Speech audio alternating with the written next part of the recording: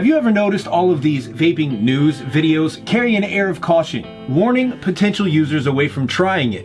Videos like the one previously put out by The Verge. Aw shit. Vaping isn't good for you? AKA Shill Machine 9000, because I honestly want to consume my scientific information from a guy who calls himself the Shill Machine. One thing I would love to point out in all of this is none of these videos are scientific, nor do they ever point to anything scientific. Another thing I would like to bring to your attention is that all of them, not one of them, goes without using what I like to call red flag words. Might, could, possibly, can, the words run rampant across the board as a means to spread the propaganda. These words are often overlooked by the general audience who only hear the message and fail to dissect it. What do all of these words mean? Well, they mean uncertain, doubtful, unsure, undecided, unconfident. Strange considering they all carry the air of certainty. Nothing more than staged confidence, an actor reading from a script. The topics these videos present are shaky and unfounded. Anyone with common sense can see beyond the scare tactics used for any number of reasons by content creators. Let's face it, drama sells, and it especially pulls in views here on YouTube. But why would anyone want to destroy vaping and discourage those trying to benefit from it in terms of smoking cessation? Let's take a look. Mispropaganda. Information, ideas, or rumors deliberately spread widely to help or harm a person, group, movement, institution, nation, etc. The thing you have to understand is there's a financial war going on behind the scenes, one the general public is not privy to.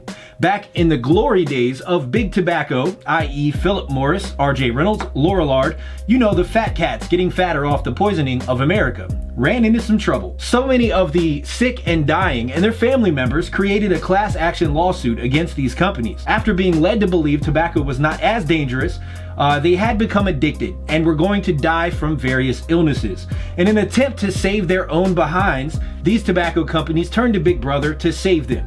In 1998, our caring government did just that. They came to the rescue with what became known as the Master Settlement Agreement.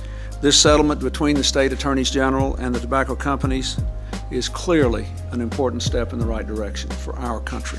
What is the Master Settlement Agreement? Well, it became a means to prevent any of the future victims from suing the tobacco companies. It also stated that the companies would be forced to pay the 46 settling states. They tout the agreement as imposing restrictions on the sale and marketing of cigarettes. The FDA then put in place a strong crackdown on tobacco advertising. Although what's not mentioned is how the government and tobacco companies benefited.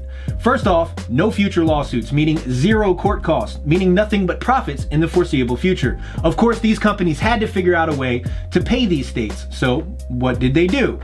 Well, they raised cigarette prices. Ultimately, the same people who were made sick by these products ended up paying for it in the long run with both their hard-earned money and their lives. All things were once again glorious in the tobacco world until the introduction of e-cigarettes. It delivers the same amount of nicotine, but the smoke is water vapor. Yeah, water. LED light. At first it was laughable, thinking certainly e-cigs were nothing short of a novelty item. That soon changed as people frustrated after years of failed attempts with other smoking cessation methods finally found success in vaping.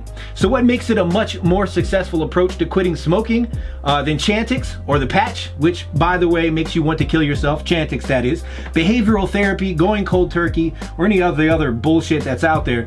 As we all know, to the general public and many beginner vapers, vaping appears to be smoking, and in that reason itself lies the secret. Okay, it's notably the closest to mimicking actual smoking while not being smoking. This is clearly evident when you look at the number of ingredients in e-liquid versus combustible cigarettes. The Royal College of Physicians released a statement touting vaping as being 97% safer than traditional stinkies. Anti-vape organizations made an attempt to debunk that by claiming we don't know for sure yet. Why, that sounds awfully familiar. Oh, I know why. It was the same thing they said back in 1962 when RCP released an official report warning the public about the dangers of smoking. So let me get this straight.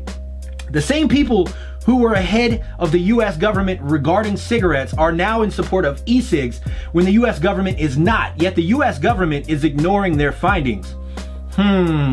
Makes you think, doesn't it? But wait, That's not all. The Public Health England has also released their findings backing up the data founded by the Royal College of Physicians. So here we have two respectable agencies saying they have found that vaping is 97% safer than traditional smoking, yet our government is doing everything they can to either denounce or destroy their claims. I smell a very credible conspiracy here. Anyway, what's your thoughts on the subject? Is the US government only after the money? Do they not care about its citizens' health and well-being? Is big tobacco, the FDA, and the health industry in bed together? Let me hear your thoughts below. Until next time, guys. Cloud salute.